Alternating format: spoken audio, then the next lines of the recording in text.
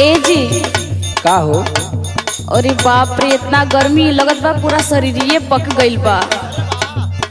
एगो बात कही। अरे त आंगनबाड़ी का पाउडरवा खत्म हो गल का?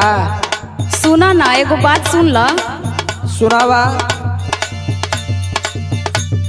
सूट सलवार रजाऊ साड़ी चुभेला कमरिया में।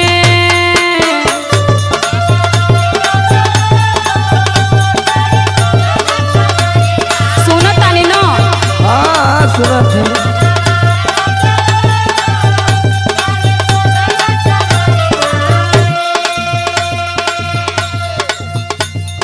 सूट सलवार रजाऊ साड़ी चुभेला कमरिया में। लेला में कसी मजा दी गरमिया में।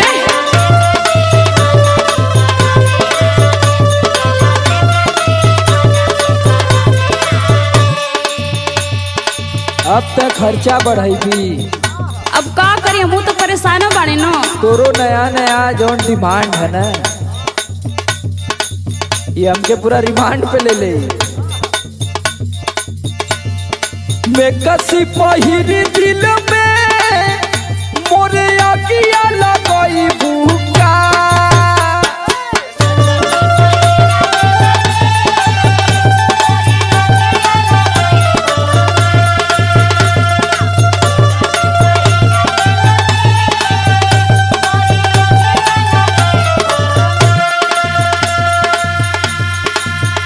और मैं कसी पहिरी दिल में मोरे आगिया लगाई भूखा। एकरे जा मुंड गड़बड़ाई भूखा।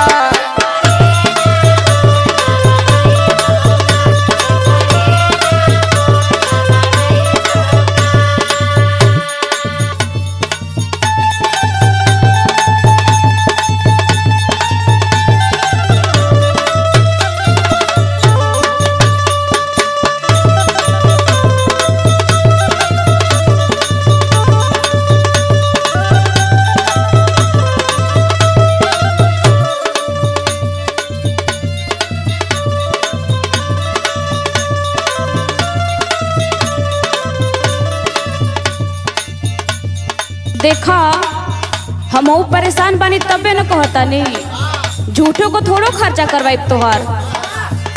सुना, केतनो डोलाई रतिया चोहित में बेनवा। रेंगेला भीतर भीतर देही में पसेनवा।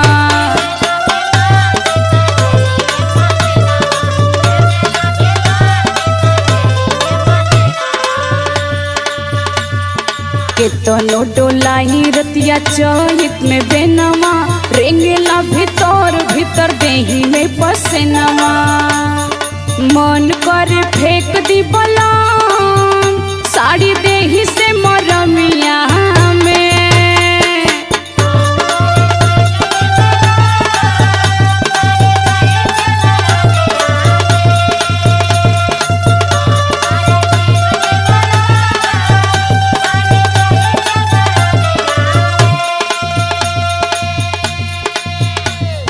मन करे फेंक दी बलाम साड़ी देही से मरमिया में। लेला में कसी मजा दी गरमिया में।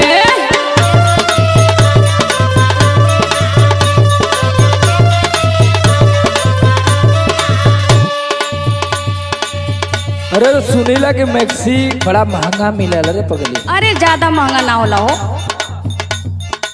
अरे कुल देखिला कि लेके आवे नहीं, बड़ा महंगा बताओ नहीं के कपारे लादी सब लोग। नहीं नहीं, जाके देखा तब न। सुना, हम उपाय बतावत थी। बतावा एक्सी मैक्सी ना लेवे कोई, ठीक है ना? बतावा बतावा। काहे ना फूकी धन तोहा के गरमिया। कबहू कुलार में ना डाले लुपनिया। आय ये उपाय रहलो।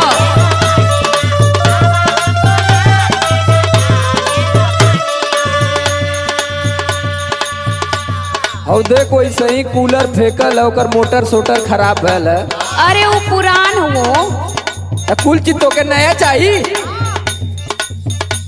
सुन जितना कहती उतना सुन। सुनावा। काहे ना फूकी धन तोहा के गरमिया, कबहू कुलार में न डाले लुपनिया। समर आलोक के गोरी अब तू ही पढ़ाई बुका।